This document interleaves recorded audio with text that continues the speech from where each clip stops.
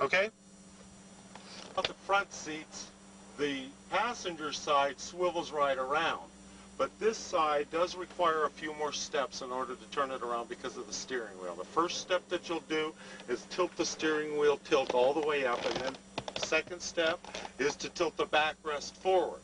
Third would be to put the armrest down on the left side only. Of course, you would want to make sure the seat belt strap along the side of the seat is down. Then you're going to reach underneath to that release mechanism and you're going to pull it. And as you're pulling it over there, the seat will turn around completely. When you have it turned around, tilt your steering wheel back down and then straighten the seat up. This is how you turn the seat around. This is the only step procedure. It works on the old ones or the new ones, so it doesn't really matter. Alrighty?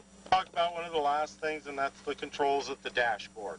Up at the dash here, you have steering wheel. The steering wheel has the cruise control on it, so you're going to push the